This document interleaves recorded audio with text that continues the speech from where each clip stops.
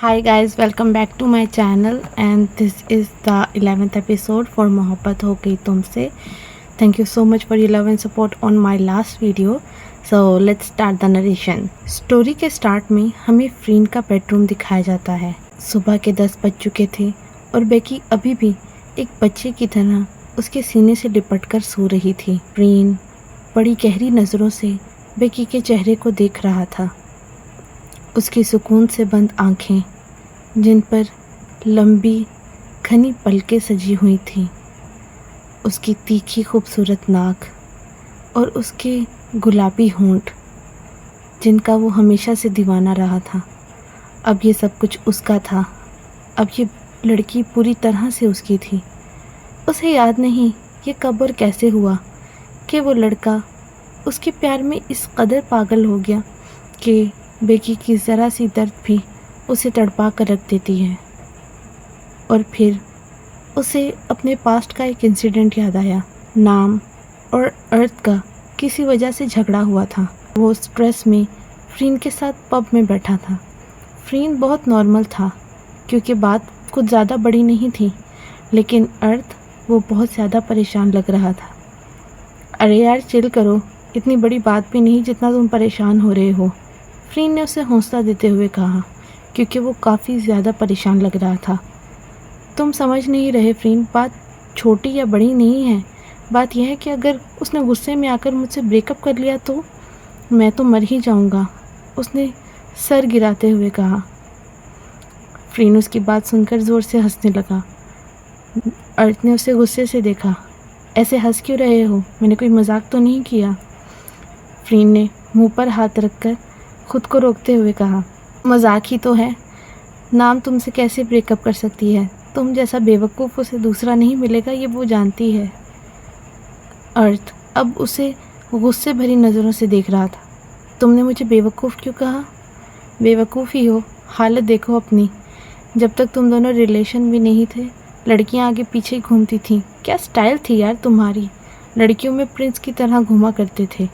और जब से तुम और नाम रिलेशन में आए हो, तुमने तो अपनी ज़िंदगी की डोर उसके हाथों में दे दी है. हर चीज़ उसके हिसाब से, हर बात उसके बारे में. उसे ये पसंद है, वो पसंद है, ये करना चाहिए. मतलब कभी तो ब्रेक लिया करो. अर्थ उसे देखकर मुस्कुराने लगा. फ्रीन को उसकी मुस्कुराहट समझ नहीं आई. ऐसे क्यों मुस्कुरा रहे हो? तुम्हें पता है जो लोग प्यार का मजाक उड़ाते हैं, किस्मत उन्हें कर्ज करती है और वो आम लोगों से ज़्यादा किसी के प्यार में दीवाने हो जाते हैं. इन योर ड्रीम्स, ये कहकर फ्रीन ने सर झटका. वेल मैं तो चाहता हूँ कि तुम्हें किसी लड़की से सच्चा प्यार हो जाए, तब तुम्हें पता लगेगा कि क्या वजह है कि हम अपनी ज़िंदगी किसी और के हाथों में सौंप देते हैं. जब भी वो दर्द में होता है, उससे ज़्यादा दर्द महसूस करते हैं. जब भी किसी से प्यार करते हैं तो हम एक डर में जीते हैं कि कहीं उसे बुरा न लग जाए, कहीं कुछ ऐसा ना हो जाए कि वो हमें छोड़कर चला जाए. छोड़ के जाने का सोचते ही सांसें बंद होने लगती हैं. मैं चाहता हूँ तुम ये सब फील करो. फ्रीन खड़ा हो गया, पैंट की पॉकेट में हाथ डाले और गुरूर से उसे देखकर बोला, मैं फ्रीन सरोचा हूँ. मुझे हमेशा फ्रंट सीट पर रहने की आदत है. कोई भी लड़की मेरी ज़िंदगी की गाड़ी ड्राइव नहीं कर सकती. अगर हाँ किसी के साथ रिलेशन में रहा, सीरियस रिलेशन में, और वो मुझसे जुड़ी भी, तो उसे अपनी ज़िंदगी मेरे हिसाब से गुजारनी पड़ेगी, क्योंकि मैं किसी के हिसाब से नहीं चल सकता. और प्यार तो बेवकूफ़ लोग करते हैं. अपनी मर्ज़ी से अपनी आज़ादी किसी और को दे देते हैं, अपनी ज़िंदगी के फ़ैसले किसी और के नाम कर देते हैं. ये बेवकूफ़ी मैं कभी नहीं करूँगा. और सीन मूव होता है प्रेजेंट में, जहाँ वो अपनी बीवी को बड़ी गहरी नज़रों से देखता जा रहा था. उसके चेहरे पर कुछ बालों की लटें आकर गिरी, जिसे उसने नरमी से अपनी उंगलियों से उसके कान के पीछे कर दिया. और बेकी के मासूम चेहरे को देखकर धीरे से बोला, तो ये प्यार होता है. इसकी वजह से इंसान जानबूझकर बेवकूफ़ बन जाता है और अपनी ज़िंदगी किसी और के हवाले कर देता है. उसको एहसास हुआ कि वो अपनी ज़िंदगी तो कब की बेकी के हवाले कर चुका है. इस लड़की की आँख के एक इशारे पर वो कोई भी ऐसा काम कर सकता है जो करने के लिए उसने कभी सोचा भी ना हो। ये सोचकर उसे खुद पर हंसी आ गई। बेकी ने धीरे से आंखें खोलकर फ्रीन को देखा, जो अभी भी मुस्कुरा रहा था। उसे लगा कि ये वैसा ही एक सपना है जैसा वो अक्सर देखा करती थी, और फिर अपनी आंखें बंद करके दोबारा से फ्रीन को टाइटली हग कर लिया। लेकिन थोड़ी देर बाद ही फ्रीन के नर्म होठों को अपने माथे पर महसूस करते हुए उसे एहसास हुआ कि ये कोई सपना नहीं था। और फिर उसे कल रात की सारी बातें याद आईं और वो उठ गई। उठते ही उसने वॉल क्लॉक को देखा। 10 बज गए। ओ माय गॉड, ये कहते हुए वो सीधी हो रही थी। तभी उसे महसूस हुआ कि उन दोनों ने कुछ नहीं पहना। ये सोचकर उसे और भी शर्म आने लगी और ब्लैंकेट को उसने अपने गिर्द सख्ती से लपेट लिया। आपने मुझे उठाया क्यों नहीं? उसने फ्रीन को देखते हुए कहा। क्यों उठाता? तुम इतनी क्यूट जो लग रही थी सोते हुए। फ्रीन ने उसे शरारती नज़रों से देखते हुए कहा। वैसे मुझे लगता है कि मैंने कल रात तुम्हें कुछ ज़्यादा ही थका दिया। तुम बहुत गहरी नींद में सो रही थी। बेकी को फिर से शर्म आने लगी। मैं जाकर शावर ले लेती हूँ, सब लोग इंतज़ार कर रहे होंगे। रेगुलरली मैं 6 बजे उठ जाती हूँ, पता नहीं सारे क्या सोच रहे होंगे। वो जल्द से जल्द बिस्तर से निकलना चाहती थी, पर फ्री ने फिर से उसे पीछे से अपनी बाहों में घेर लिया। अरे यार, क्या सोचेंगे? सबको पता है कि कल रात हमने फ्रीन वो उसे टीज़ कर रहा था, और फिर वो ख़ुद को उसकी बाहों से अलग करती ब्लैंकेट को अपने गिर्द लपेट कर उठने लगी। तभी फ्रीन ने एक हाथ से उसका ब्लैंकेट पकड़ लिया। नहीं, तुम अकेली जाओ, ब्लैंकेट लेकर नहीं जा सकती। क्यों? बेकी ने हैरानी से उसे देखते हुए पूछा। पर मैंने कुछ नहीं पहना। तो क्या हुआ? फ्रीन उसे मज़े से देखते हुए कह रहा था। मैंने सब कुछ देखा है, सिर्फ तुम जाओ, तुम और तुम्हारी बॉडी। और मैंने सब कुछ टेस्ट किया है, तुम बहुत टेस्टी हो। फ्रीन, वो आज उसे बहुत ज़्यादा टीज़ कर रहा था। बेकी लाल होती जा रही थी, और फिर फ्रीन ने उसका ब्लैंकेट खींच लिया। इससे पहले कि वो बिल्कुल नेकेड उसको नज़र आती, उसने बेड के साइड टेबल पर पड़ा नाइट गाउन अपने ऊपर पहन लिया और तेज़ी से वॉशरूम की तरफ चली गई। और फ्रीन वहीं बिस्तर पर लेटा मुस्कुराता रहा। थोड़ी देर बाद फ्रीन ने भी अपनी साइड पर पड़ा नाइट गाउन पहना और चलता वॉशरूम के पास आकर खड़ा हो गया और दरवाज़े पर नॉक करके बोला, बेकी। जी, उसने अंदर से शावर लेते हुए आवाज़ दी। तुम टाइम बचाना चाह रही थी ना, तो चलो थोड़ा सा टाइम बचा लेते हैं। वो कैसे? बेकी ने अंदर से ही उसकी बात पर हैरान होते हुए पूछा। चलो इकट्ठे शावर ले लेते हैं, इससे बहुत टाइम बच जाएगा। फ्रीन फिर से हंसने लगा। क्यों, मेरे साथ शावर नहीं ले सकती क्या? अब तो हम मैरिड हैं। बस 5 मिनट, मैं बस शावर कंप्लीट करके आ ही रही हूँ। और फ्रीन मुस्कुराने लगा। जैसा कि बेकी ने कहा था, जितनी जल्दी हो सके वो शावर लेकर बाहर निकली, वार्डरूम से अपने कपड़े लिए और तैयार होने चली गई। और फ्रीन शावर लेने के लिए वॉशरूम में चला गया। जब वो शावर लेकर निकला तो बेकी ऑलमोस्ट रेडी हो चुकी थी। वो ड्रेसिंग पर खड़ी अपने इयररिंग्स पहन रही थी। फ्रीन बाथरूम में चलता गया और जाकर बेकी को पीछे से थाम लिया। उसकी आंखों की जगह सामने आईने में देखते हुए बोला, तुम्हें क्या लगता है, तुम मुझे जिन नज़रों से देखती हो मुझे पता नहीं है? मैं भी तुम्हें उन्हीं नज़रों से देखता हूँ। वो उसके कान के पास आकर धीरे से बोल रहा था। I like you in the same way baby. ये वो शब्द थे जो बेकी ने चंकी माँ मेंशन की पहली रात अपने सपने में देखी थी, जब उसे ये एहसास हुआ था कि फ्रीन उसके लिए कितना स्पेशल है। और आज वो इस सपने को जी रही थी। वो मोहब्बत से उसे देख रहा था। आईना उन दोनों की आंखों की चमक को साफ बयान कर सकता था भी। बेकी ने उससे खुद को छुड़ाते हुए कहा, फ्रीन, अगर आप ऐसे ही खड़े रहे तो हम पूरा दिन नीचे नहीं जा पाएंगे। फ्रीन उसकी बात पर मुस्कुराता, उसे अपनी तरफ मोड़कर और ज़्यादा टाइटली हग करते हुए बोला, अरे मेरा बस चले तो हम पूरा दिन क्या पूरी ज़िंदगी इसी कमरे में रहें। फ्रीन वो अपने हाथों से फ्रीन के सीने को हल्के हल्के हिट कर रही थी। इतनी चीज़ी लाइंस कहाँ से लाते हैं? अपनी गर्लफ्रेंड्स पर भी यही चीज़ी लाइंस आजमाते होंगे ना। अपनी पुरानी गर्लफ्रेंड्स का सुनकर फ्रीन की हंसी थोड़ी सी हल्की हो गई। वो जानता था कि बेकी अभी उस पर पूरी तरह भरोसा नहीं करती, लेकिन वो कॉन्फिडेंट था कि एक दिन वो बेकी को ज़रूर समझा देगा कि वो उसके लिए कोई आम लड़की नहीं है। ये बात उसने कई दफ़ा बेकी को कही थी, लेकिन बेकी की इनसिक्योरिटीज़ को दूर करना उसकी ज़िम्मेदारी थी। उसी की वजह से तो ये इनसिक्योरिटीज़ पैदा हुई थी। बेकी को उसकी मुस्कान मद्धम होती महसूस हुई और उसे अफसोस हुआ कि शायद उसने अपना मोमेंट ख़राब कर दिया है।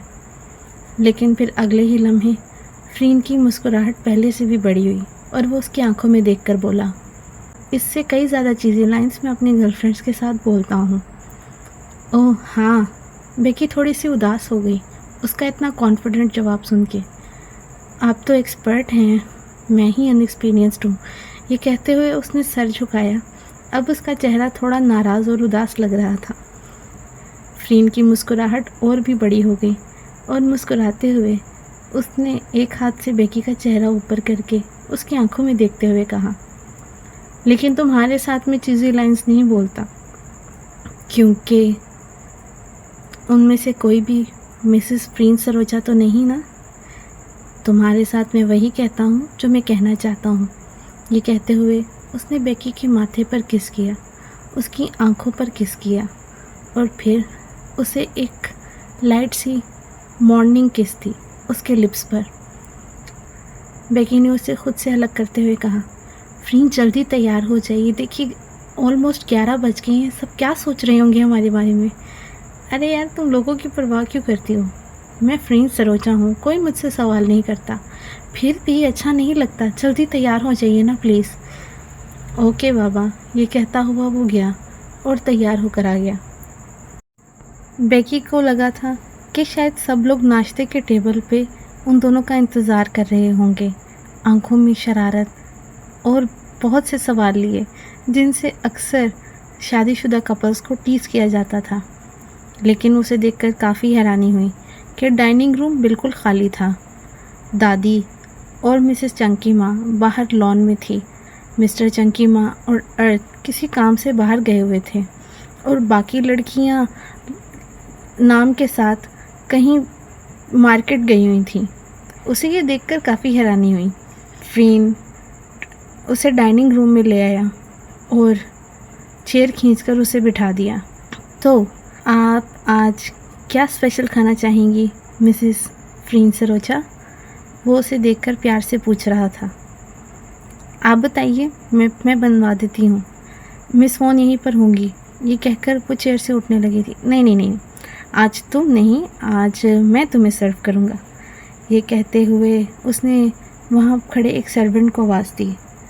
एक्सक्यूज़ मी, ज़रा बात सुनिए। जी सर। सर्वेंट आकर उसके सामने खड़ा हो गया। मेरे लिए ऑरेंज जूस, फ्रेंच टोस्ट और चीज़ ऑमलेट, और मैडम के लिए मिल्क टी, पैड थाई पर बिल्कुल स्पाइसी नहीं। जल्दी से ले आइए। जी सर। सर्वेंट उसका ऑर्डर सुनता जल्दी से चला गया। आपको कैसे पता कि मुझे मिल्क टी और पैड थाई पसंद है? मैं फ्रीन सरोजा हूँ मेरी जान, मुझे सब पता लग जाता है। वो कूल बनता चेयर खींचकर बैठ गया। बेकी ने टेबल पर अपनी बाजू टिकाई और उस पर सर रखकर उसे देखते हुए बोली, यूकी है ना? और फ्रीन सीधा होकर बैठ गया। तुम तो कुछ बताती नहीं हो, तो मैंने सोचा यूकी से ही पूछ लूँ। और वो मुस्कुराने लगी। वैसे अगर आप इतनी इन्फॉर्मेशन ले रहे थे तो आपको पता होना चाहिए कि मैं नाश्ते में पैड थाई नहीं खाती, वो थोड़ी हैवी होती है। क्या? तो तुम्हें कुछ और खाना है, मैं बनवा दूँ? नहीं, लेकिन आज मुझे बहुत भूख लगी है तो पैड थाई अच्छी रहेगी। फ्रीन उठने वाला था जब उसने उसके हाथ पर हाथ रखकर उसे बिठाते हुए कहा। फ्रीन ने इतने प्यार से उसके लिए ऑर्डर किया था तो वो कैसे ना खाती। थोड़ी देर में नाश्ता आया और वो दोनों नाश्ता करने लगे। फ्रीन ने अपने हाथों से प्यार से बेकी को फ्रेंच टोस्ट खिलाया और बेकी भी इसी तरह उसे पैड थाई खिला रही थी। दो लोग थे जो उन दोनों को बड़ी गहरी नज़रों से देख रहे थे, जिन्होंने कल की रात अपनी आंखों में काटी थी, जिनके लिए कल की रात बहुत भारी गुजरी थी। नोप और नीता दोनों ही उनके इस प्यार को देखकर हैरान हो या फिर गुस्से में आई, समझ नहीं आ रही थी। एक रात में ऐसा क्या हो गया था कि उन दोनों के चेहरे सितारों की तरह रोशन थे, आंखें चमक रही थीं। इतने खुश तो वो पहले कभी भी नहीं लगे थे और ये क्लोजनेस उन्हें अपनी हार महसूस हो रही थी, लेकिन फिर भी वो अपनी हार मानने को तैयार ही नहीं थे। नीता ने उन्हें देखकर गुस्से से कहा, अभी के लिए जितना एंजॉय करना है कर लो, कल को ये पार्टनर स्विच हो जाएंगे। नोप ने उसकी तरफ देखते हुए कहा, तो आगे का क्या प्लान है, कुछ सोचा है? मैं बाद में बताती हूँ। ये कहते हुए नीता ने ग्लासेस लगाए। फ़िलहाल मुझे अभी कहीं बाहर जाना है, तो मैं भी साथ चलता हूँ। तुम? नोप ठहर गया। क्यों नहीं चल सकता? अब तो हम क्राइम पार्टनर्स हैं बेबी। वटएवर, चलो मुझे यहाँ शॉप से कुछ लेना है। और वो नीता के पीछे पीछे चल पड़ा। नाश्ते के बाद फ्रीन और बेकी गार्डन में आ गए, जहाँ पर दादी और मिसेस चंकी माँ थे। गुड मॉर्निंग मॉम, ये कहते हुए फ्रीन ने पीछे से उन्हें गले लगा लिया। गुड मॉर्निंग दादी। बेकी ने जाकर दादी को मॉर्निंग विश किया। उठ गए तुम दोनों? मिसेस चंकी माँ ने कहा। मैं और दादी अभी यही बात कर रहे थे। बेकी यूजुअली 6 बजे जो उठ जाती है। उनकी आंखों में शरारत थी। लगता है कल बहुत ज़्यादा थक गए होगे तुम दोनों। उन दोनों ने शर्माते हुए एक दूसरे को देखा। मेरा मतलब है शादी के फंक्शंस में इतने एग्जॉस्ट हो गए होगे तो डेफिनेटली थक तो गए होगे ना, उन्होंने अपनी हंसी दबाते हुए कहा और दादी भी उन सबको देखकर हंस रही थी। थोड़ी देर में मिस्टर चंकी माँ भी उनके पास आ गए। क्या हुआ गाइस, किस बात पर मजाक चल रहा है? ओह, फाइनली उठ गए तुम दोनों। वैसे तो बेकी तुम सुबह सुबह उठ जाती हो, कल क्या कुछ ज़्यादा ही थक गई थी? आज वो भी फ्रीन और बेकी को बहुत तंग कर रहे थे। बेकी को इसी की एक्सपेक्टेशन थी और जैसे कि बेकी ने एक्सपेक्ट किया था, जो भी उन्हें मिल रहा था उन्हें टीज कर रहा था। नहीं डैड, हम तो कब से जाग रहे हैं। क्या सच में? उन दोनों ने हैरान होते हुए फ्रीन को देखा। हाँ, हम तो कब से जाग रहे हैं, नीचे डाइनिंग रूम में तो कोई था ही नहीं। फ्रीन, माना कि तुम झूठ बोलने में बहुत अच्छे हो और आंखों में आंखें डालकर बहुत सफाई से झूठ बोलते हो, पर हम तुम्हारे पेरेंट्स हैं बेटा। बेकी उन लोगों की मजाक में की हुई बात को सुनकर ठहर गई। तो क्या फ्रीन आंखों में आंखें डालकर सफाई से झूठ बोल सकता था? अगर वो आंखों में देखकर झूठ बोल सकता था तो वो कैसे जानेगी कि जो बातें फ्रीन ने उससे किए थे क्या वो सच्चे थे या वो भी सिर्फ उसका कोई मजाक था। बेकी क्या सोचने लगी? मिस्टर चंकी माँ ने उसे उसकी सोचों से निकालते हुए कहा। कुछ नहीं, वैसे ही बस। अच्छा छोड़ो, आओ बैठो, तुम्हारे लिए तुम्हारा वेडिंग गिफ्ट लाया हूँ। ये कहकर मिस्टर चंकी माँ ने उसे एक चेयर पर बिठाया। वादे के मुताबिक जो भी तुम्हारा था अब तुम्हें वापस करने का वक्त आ गया है। ये कहते हुए उन्होंने बेकी को एक फ़ाइल दी। बेकी ने ना समझते हुए इसे खोला। तुम्हारे डैड ने इतना सारा लोन क्यों लिया था जानती हो? बेकी ने ना में सर हिलाया। उन्होंने ये सारा लोन इसलिए लिया था क्योंकि वो एक बहुत बड़े प्रोजेक्ट पर काम कर रहे थे। उनके साथ एसोसिएट कंपनीज़ में मैं भी था। उनकी डेथ के बाद सब लोगों ने मिलकर मुझे प्रोजेक्ट हेड बना दिया और तुम्हारे डैड के लोन के पैसों से ही मैंने आगे जो भी फंड्स थे, जो भी रिक्वायरमेंट्स थी, उन्हें पूरा करके वो प्रोजेक्ट पूरा कर लिया है। और जितना उन्होंने सोचा था उससे तकरीबन 1000 गुना ज़्यादा मुनाफा हुआ है। तो तुम्हारा सारा लोन भी उतर गया है और अब ये सारी चीज़ें जो तुम्हारी थी वो फिर से अब तुम्हारी हैं बेटा। ये कहते हुए उन्होंने प्यार से उसके सर पर हाथ फेरा। बेकी उन कागज़ों को ही देखी जा रही थी। तो यानी अब वो किसी की कर्जदार नहीं थी। एहसानमंद तो वो हमेशा उनकी रहेगी जिन्होंने मुश्किल वक्त में उसे अपने सीने से लगाया, अपनी बेटी की तरह रखा। पर उसके पेरेंट्स के एसेट्स मिलने के बाद एक अलग सा सेल्फ़ कॉन्फिडेंस वो अपने अंदर महसूस कर रही थी।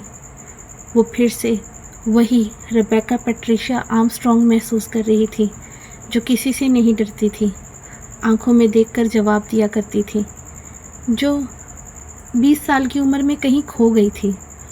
अपने पेरेंट्स की डेथ के बाद जब उसने अपने ऊपर आती इतनी सारी मुसीबतों को देखा था तो वो चुप कर गई थी। लेकिन उससे पहले वो प्रॉब्लम चाइल्ड नहीं रही थी, ना ही फ्रीन की जितनी स्मार्ट, लेकिन उसकी आंखों से उसकी इंटेलिजेंस झलकती थी।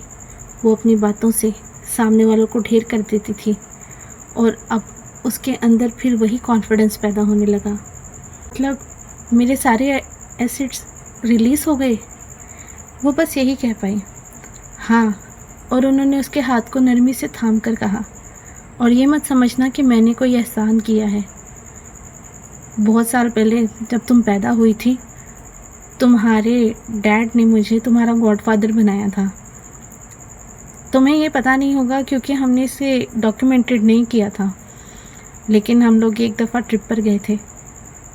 उन्होंने अपनी वाइफ को देखते हुए कहा, माना कि हम बहुत ज़्यादा नहीं मिलते थे उनसे क्योंकि हम दोनों अलग अलग सिटीज़ में काम करते थे, लेकिन तुम्हारे डैड मेरे बहुत अच्छे दोस्त थे, बहुत करीब थे वो मेरे दिल के।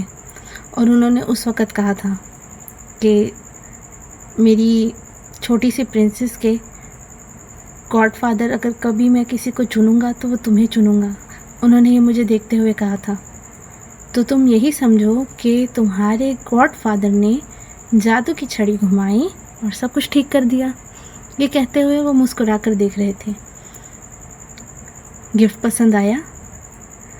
वो खुशी, हैरानी, इसके मारे कुछ बोल ही नहीं पा रही थी।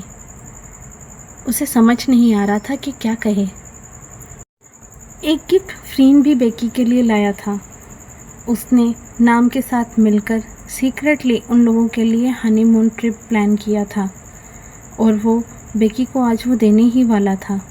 लेकिन जब उसने देखा कि फ़ाइल में पड़ी ढेर सारी प्रॉपर्टी के डॉक्यूमेंट्स में से सिर्फ एक को बेकी ने अपने हाथों में थाम रखा था, जिसे वो बार बार देख रही थी, वो समझ गया कि इस जगह में कुछ तो ख़ास है। उसने ध्यान से देखा तो ये उसकी हुआ हिन के फार्म हाउस की प्रॉपर्टी के पेपर्स थे। बेकी की आंखों में एक उदासी थी, उसे अपने पेरेंट्स याद आ रहे थे। वो मुंह से तो कभी भी ना कहती, लेकिन अब फ्रीन उसकी आंखों को पढ़ने लगा था और वो काफ़ी अच्छे से उसकी आंखें पढ़ सकता था। वो हुआ हिन जाना चाहती थी अपने फार्म हाउस पे, लेकिन ये बात वो फ्रीन से खुद से कभी भी ना कहती। वो यही सब सोच रहा था। तभी उसके डैड ने पूछा, और साहबजादे, हनीमून के लिए कोई प्लानिंग की है कि वो भी हम पर ही छोड़ दिया? फ्रीन उनको देखकर मुस्कुराने लगा। डैड, वो मेरी बीवी अब इतनी ज़्यादा अमीर है, मुझसे तो बहुत ज़्यादा, तो क्यों ना यही मुझे हनीमून ट्रिप पर ले जाए। ये कहते हुए फ्रीन ने बेकी को शरारती नज़रों से देखा और बेकी हैरानी से उसे देखने लगी। आपसे ज़्यादा अमीर? वो कैसे? देखो ना, मेरे पास जो कुछ भी है मेरे डैड का है। अगर वो मुझे अपने घर में रखेंगे तो रह लूँगा, अगर वो निकाल दें तो मैं बेचारा कहाँ जाऊँगा? उसने बेचारा सा मुँह बनाते हुए कहा। लेकिन तुम्हारे पास तो जो कुछ भी है वो तुम्हारा अपना है, तुम्हारे नाम पर खुद का, तो हुई ना तुम मुझसे ज़्यादा अमीर। उसकी लॉजिकल सी बात सुनकर बेकी मुस्कुराने लगी। भला फ्रीन सरोचा बेचारा कैसे हो सकता है? लेकिन उसने जो भी कहा था उसकी वजह से बेकी का मूड पहले से भी ज़्यादा अच्छा हो गया था और उसने उसी अंदाज में उसे जवाब देते हुए कहा, तो बताइए, आप हनीमून पे कहाँ जाना चाहते हैं? फ्रीन ने सोचते हुए कहा, मुझे तुम्हारा हुआ हिन का फार्म हाउस देखना है, लेकर चलोगी? हुआ हिन का फार्म हाउस। ये सुनते ही बेकी की आंखें चमकने लगी। फ्रीन कैसे जान जाता था कि उससे क्या चाहिए? ये तो यूकी को भी नहीं पता। हुआ हिन के फार्म हाउस को वो मिस कर रही है, ये बात तो उसने यूकी को भी नहीं बताई थी। फ्रीन उसके दिल की बातें कैसे पढ़ लेता था? क्या वो इतनी ट्रांसपेरेंट थी? लेकिन जो भी था, उसकी आंखें खुशी से चमकने लगी और उसकी आंखों की चमक देखकर सब समझ गए कि उनकी हनीमून डेस्टिनेशन अब कंफर्म हो चुकी है। मिस्टर चंकीमा ने उठते हुए कहा, तो ठीक है, तुम लोग जल्दी तैयारी पकड़ो। वैसे भी तुम लोगों की छुट्टियां बहुत कम रह गई हैं, तो मैक्सिमम टाइम हुआ हिन में गुजारो और उसके बाद फ़्लाइट तो तुम लोगों को बैंकॉक से ही पकड़नी है ना वापसी की। तुम लोग भी आजकल में बैंकॉक के लिए निकल जाएंगे। ये कहते हुए वो खड़े हुए और बेकी ने दादी को देखा, जो ये सब सुनकर कुछ ज़्यादा ही चुप हो गई थी। और सीन शिफ्ट होता है दोपहर में। मिसेस चंकीमा अपने कमरे में मेडिसिन लेकर आराम कर रही थी। तभी बेकी ने आकर उनके पास बैठते हुए कहा, मॉम, हम दादी को अपने साथ क्यों नहीं ले जाते? वो यहाँ पर अकेली कैसे रहेंगी? उसकी बात सुनकर वो मुस्कुराने लगी। मैं तो उन्हें कहती हूँ, तुम कोशिश कर लो, अगर दादी मानती है तो उन्हें साथ लेकर चलेंगे। सच में? ये सुनकर बेकी खुश हो गई और मिसेस चंकीमा को गले लगा लिया। उसके बाद वो दादी के कमरे में गई। वो अपने हाथ में छोटे छोटे कपड़े और पुराने खिलौने लेकर बैठी हुई थी। दादी, ये किसके हैं? बेकी ने उनके पास बैठकर पूछा। मेरे बेटे के। उन्होंने फिर से उन चीज़ों पर हाथ फेरते हुए कहा। बेकी समझ रही थी कि अपने बेटे के चले जाने का सुनकर दादी बहुत उदास हो रही थी। उसने दादी का हाथ पकड़ा और नरमी से दबाते हुए कहा, दादी, आप हमारे साथ बैंकॉक चलिए ना। आप अकेली यहाँ कैसे रहेंगी? हाँ, वहाँ पर हम सब होंगे आपका ख्याल रखने के लिए। कुछ टाइम में मेरी और फ्रेंड की पढ़ाई ख़त्म हो जाएगी, फिर हम लोग भी आपके साथ बैंकॉक में ही रहेंगे। हम सब इकट्ठे रहेंगे और आपका बहुत ख्याल रखेंगे। वो उसे देखकर मुस्कुराने लगी और फिर उन्होंने सिर्फ एक ही सवाल किया, क्या तुम फ्रीन को छोड़कर जा सकती हो बेटा? उनका ये सवाल सुनकर बेकी ठहर गई। दादाजी को गुजरे तो बहुत साल हो चुके थे, फिर दादी की इस बात का क्या मतलब था? दादी ने अपने बिस्तर के दूसरे खाली हिस्से पर हाथ फेरते हुए कहा,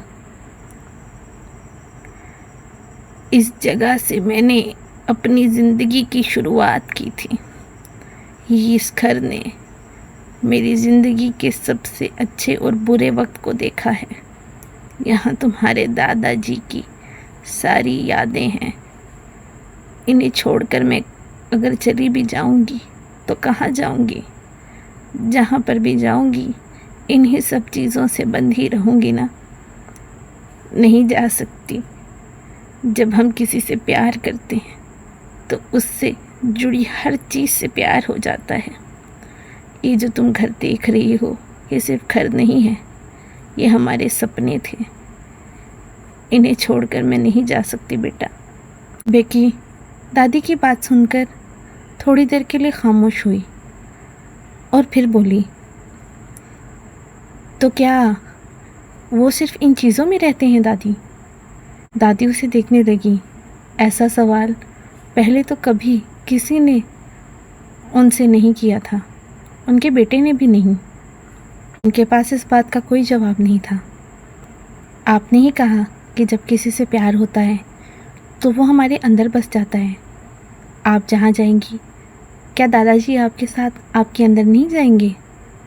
और अगर वो आपको अकेले सबसे दूर यहाँ देखेंगे तो क्या उन्हें अच्छा लगेगा? इस बात का तो कोई जवाब दादी के पास भी नहीं था। पूछ लो अपनी सास से, लेकर चलेगी मुझे। क्या आप सच में चल रही हो? ये कहते ही उसने दादी को ज़ोर से गले लगा लिया। फ्रीन दरवाजे पर खड़ा ये सब कुछ देख रहा था और उसे समझ आई कि बेकी जैसी दिखती है वैसी नहीं है।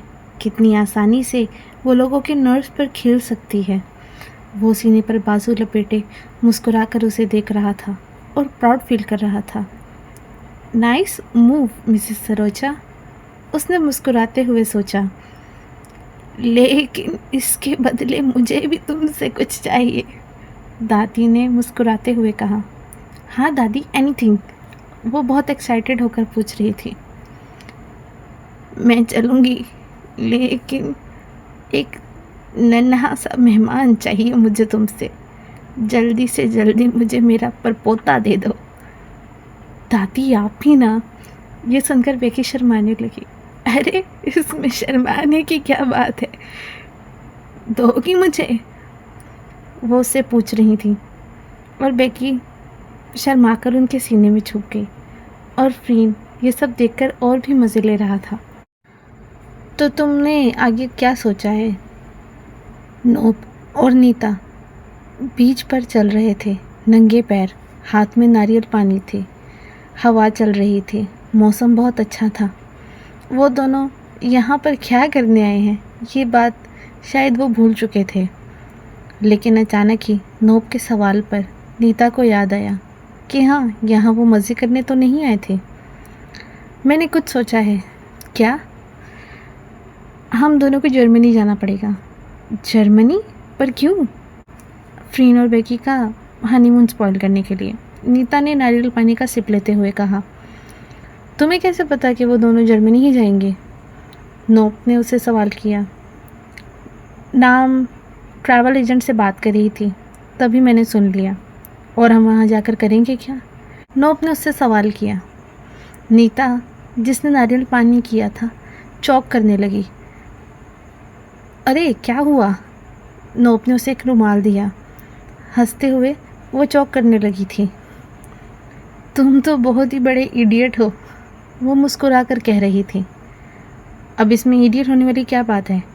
अरे यार, कपल्स का सबसे ज़्यादा रोमांटिक टाइम कौन सा होता है? वो आंखों में सवाल लिए नोप को देख रही थी। हनीमून, नोप ने कुछ सोचते हुए कहा।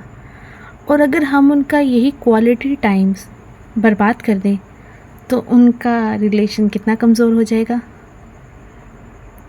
नाइस आइडिया, नॉट बैड, ये कहते हुए नोप नारियल पानी पीकर चलने लगा। मैं तो बस चेक कर रहा था कि तुम्हारा माइंड मुझसे ज़्यादा ईविल कैसे है। यू मीनी, ये कहते हुए उसने नोप के बाजू पर हिट किया। आओ, तो फिर जर्मनी जाने की सारी तैयारी हो गई है?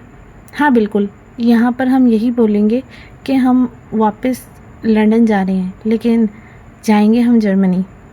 और अनजाने में उन दोनों ने एक दूसरे का हाथ पकड़ रखा था। इस बात का उन दोनों को अंदाज़ा भी नहीं था। नाम और बाकी सब अब घर आ चुके थे। मौका पाते ही वो बेकी को लेकर एक अलग कमरे में चली गई। दूसरी तरफ अर्न और टीबी फ्रीन को लेकर एक अलग साइड पर चले गए थे ताकि वो उन दोनों से कल रात के बारे में पूछ सकें।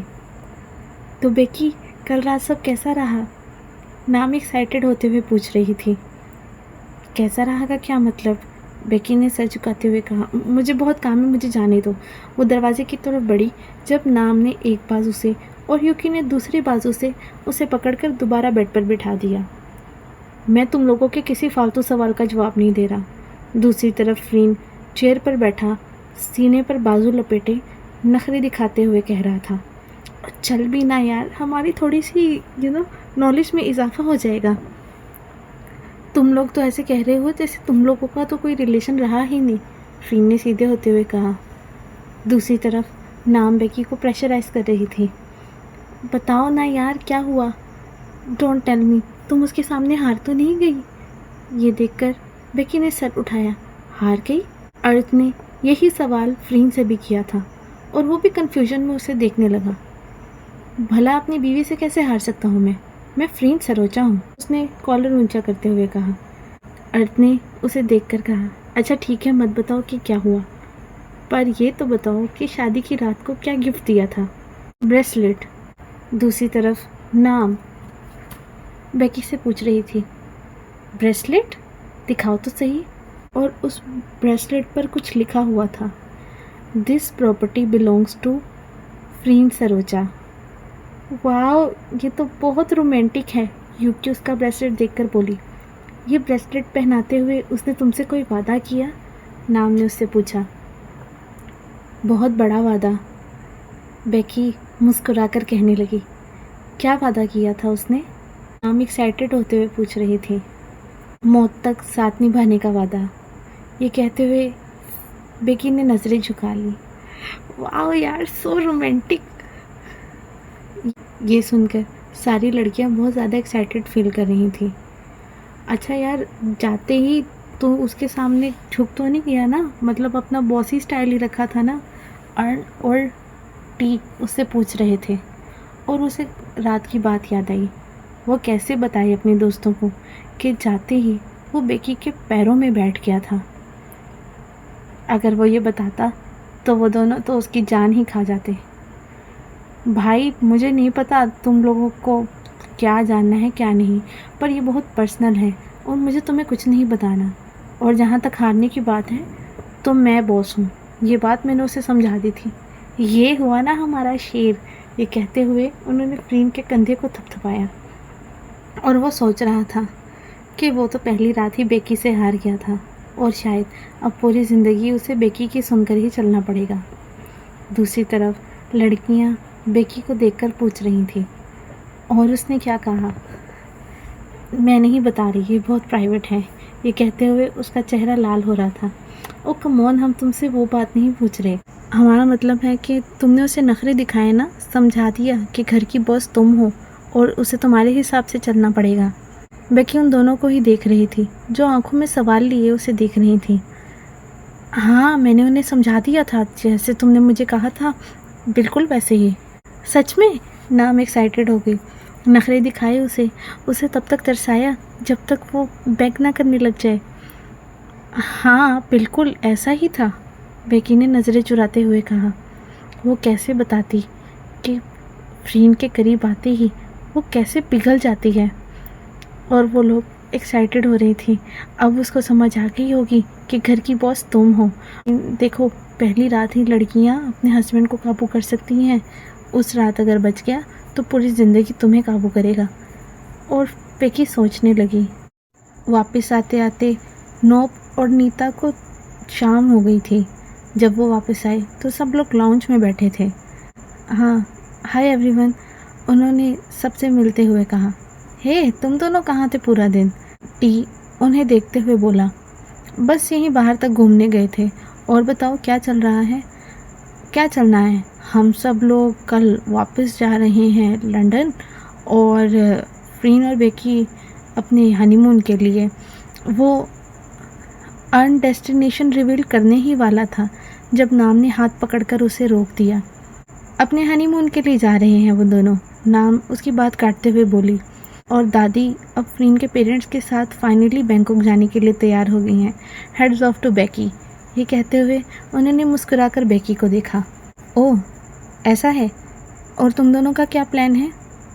केट उनसे पूछ रही थी।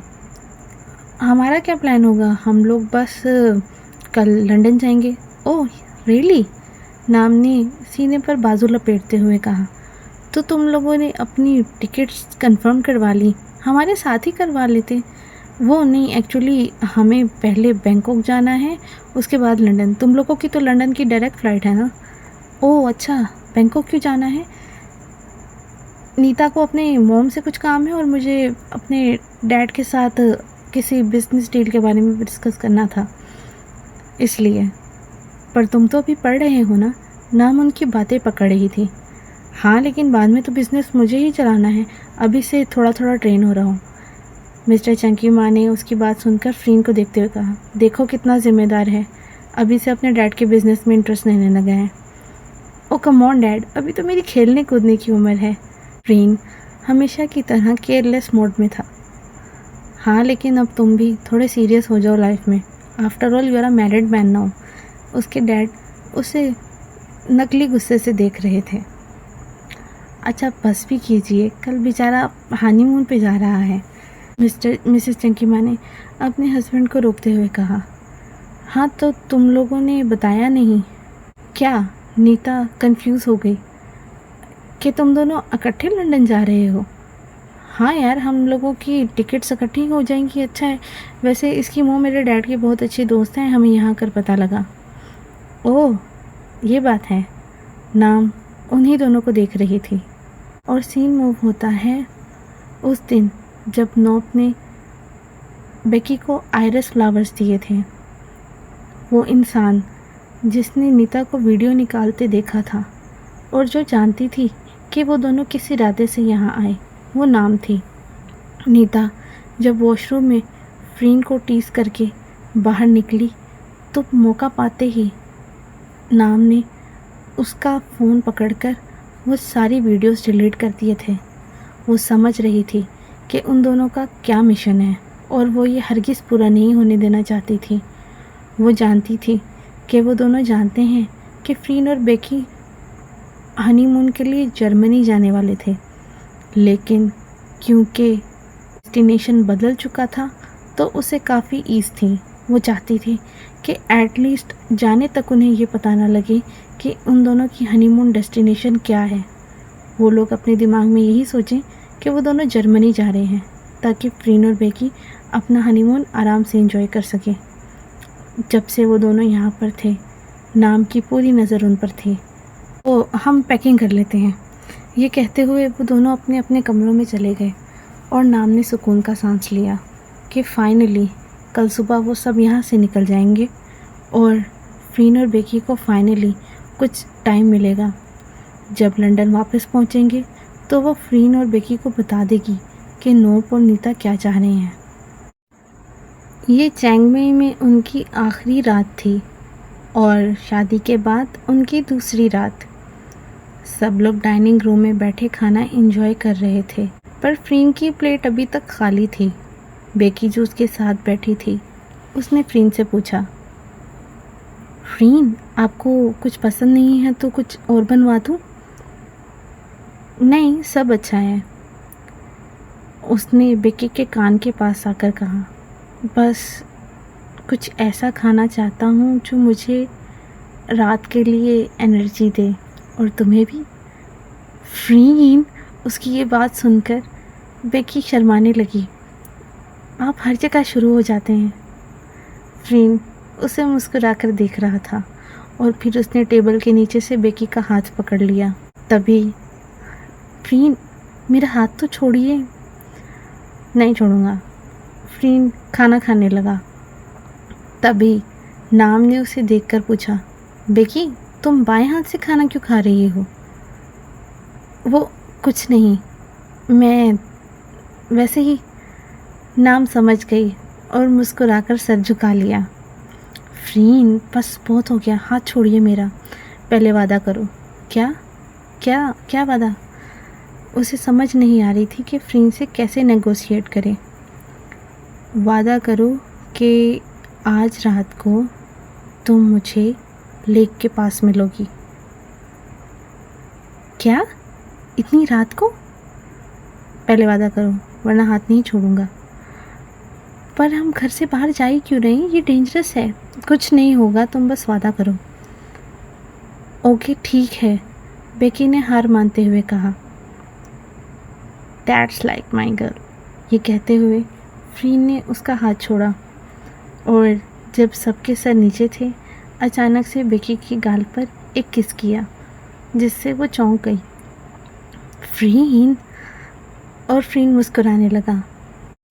फ्रीन ने बेकी को लगभग 9 बजे के करीब बुलाया था, लेकिन बेकी को काम करते और अपनी चीज़ों को समेटते 11 बज गए। वो भूल गई थी अपना वादा। तभी अचानक उसे याद आया कि फ्रीन उसका इंतज़ार कर रहा होगा। वो तेज़ी से भागकर लेक के पास गई। इधर उधर देखने लगी तो फ्रीन उसे कहीं नज़र नहीं आया। उसने फ्रीन को आवाज़ दी, कोई जवाब नहीं आया। वो मायूस होकर मुड़कर जाने ही वाली थी जब फ्रीन की आवाज़ ने उसे रोक लिया। बेकी, और उसने मुड़कर देखा। ठंडी हवा उन दोनों के गालों को छू रही थी। बेकी के मुलायम बाल हवा में लहरा रहे थे। फ्रीन उसे नरम गरम नज़रों से देखता उसके करीब आ रहा था और उसके बहुत करीब आकर खड़ा हो गया जब उन दोनों में सिर्फ सांस भर की दूरी रह गई थी। फ्रीन, आप मेरा इंतज़ार कर रहे थे? फ्रीन ने हाँ में सर हिलाया। और अगर मैं ना आती तो? उसने मुंह दूसरी तरफ करते हुए कहा। फ्रीन ने दोबारा से उसका चेहरा पकड़कर अपनी तरफ किया और उसकी आंखों में देखते हुए बोला, तो मैं अपनी आखिरी सांस तक तुम्हारा इंतज़ार करता, लेकिन मुझे पता था तुम मुझे इतना इंतज़ार नहीं करवाओगी। ये कहकर वो मुस्कुराने लगा और फिर उसने बेकी के हाथों को थाम कर चूम लिया। बेकी की सांसें तेज़ होने लगी। ठंडी हवा अब और भी ठंडी लग रही थी। उसने बेकी के बाजुओं को अपनी गर्दन के गिर्द लपेट दिया और बेकी की कमर को थामकर उसे सॉफ्टली किस करने लगा। आपने मुझे यहाँ क्यों बुलाया? बेकी ने किस ब्रेक करते हुए कहा। क्योंकि मैं हमारी यहाँ पर आखिरी रात को बहुत ख़ास बनाना चाहता था। ये कहकर वो बेकी को अपने साथ एक खूबसूरत एरिया में ले आया जिसे उसने लाइटिंग और बालून से बहुत खूबसूरती से सजाया था। वहाँ पर एक वाइट बेड लगा हुआ था। फ्रीन यहाँ पर? उसे समझ नहीं आ रही थी। अगर कोई आ गया तो ये कोई जगह है? श्श, फ्रीन ने उसके होंठों पर उंगली रखते हुए कहा। उसके कान के पास जाकर कहा, कोई नहीं आएगा, भरोसा रखो। ये कहते हुए उसने बेकी के गर्दन पर सॉफ्टली किस किया। उसे गोद में उठाकर बेड पर ले आया। बेकी की सांसें तेज़ हो रही थीं। ठंडी हवा उसके चेहरे को छू रही थी। फ्रीन ने एक गुलाब पकड़कर बेकी के पूरे जिस्म पर उसे घुमाना शुरू कर दिया। वो उसे उसकी आंखों से लेकर उसके चेहरे तक घुमा रहा था। फिर उसने धीरे धीरे बेकी की शर्ट ओपन की और उसे किस करने लगा। बेकी की सांसें तेज़ हो रही थी। फ्रीन सॉफ्टली उसे किस करता जा रहा था। तभी फ्रीन ने उसकी आंखों में देखकर पूछा, do you love me? Becky उसकी आंखों में देख रही थी। वो इसका जवाब देना चाहती थी, लेकिन उसके कांपते होंठों से वो ये जवाब नहीं दे पा रही थी। फ्रीन ने अपनी उंगली को उसकी पूरी बॉडी पर घुमाते हुए फिर से वही सवाल किया, do you love me? Becky की सांसें और तेज़ हो रही थी। उसने जवाब तो नहीं दिया, लेकिन गर्दन से फ्रीन को खींचकर अपने और करीब किया, जो एक तरह की परमिशन ही थी। फ्रीन मुस्कुराने लगा, तो तुम मुझे जवाब नहीं दोगी? बहुत कोल्ड हार्टेड हो तुम, जालिम लड़की। पर तुम फिक्र मत करो, मुझे हिसाब चुकाना आता है। ये कहते वो उसे सॉफ्टली किस करता जा रहा था। उसने उसकी अपर ड्रेस को पूरी तरह ओपन कर दिया था और अपनी शर्ट भी उतार कर उसने केयरलेसली साइड पर फेंक दी। वो धीरे धीरे अपनी उंगलियों से उसे हर जगह छूता जा रहा था। बेकी की सांसें अब और भी तेज़ हो रही थी। फ्रीन आकर उसकी चेस्ट पर रुका और वहाँ पर उसे लिक करने लगा। उसने पहले ऐसा कभी नहीं किया था। नॉर्मली वो वहाँ पर बस किस करता था, लेकिन आज वो बेकी को लिक कर रहा था। बेकी की सांसें और तेज़ हो रही थी। उसने दोनों हाथों से फ्रीन को थाम रखा था। तभी उसे नाम की बात याद आई। उसे समझा देना कि बॉस कौन है। ये याद आते ही उसने फ्रीन को नीचे किया और ख़ुद उसके टॉप पर आ गई। फ्रीन ने फिर मुस्कुराते हुए उसे देखा, लेकिन आज बेकी उसे कोई जवाब नहीं मांग रही थी। उसने फ्रीन के सीने पर किस करना स्टार्ट कर दिया। फ्रीन की सांसें तेज़ हो रही थी, वो और नीचे जाती जा रही थी। उसने फ्रीन की बेल्ट ओपन की और ख़ुद अपने वीक पॉइंट को फ्रीन के वीक पॉइंट पर पुश कर दिया, जिससे फ्रीन की एक ज़ोरदार सिसकी निकली। अब वो दोनों बहुत ज़ोर से सांसें ले रहे थे। ये पहली दफ़ा था कि बेकी ने उसे इस तरह से कुछ शो किया हो। फ्रीन को बहुत अच्छा महसूस हो रहा था। उसे ये सब एक सपने सा महसूस हो रहा था। बेकी अपने वीक पॉइंट को उसके वीक पॉइंट पर बहुत स्लोली पुश कर रही थी, जिसकी वजह से उसकी डिज़ायर और ज़्यादा बढ़ती जा रही थी। अब वो और बर्दाश्त नहीं कर पा रहा था।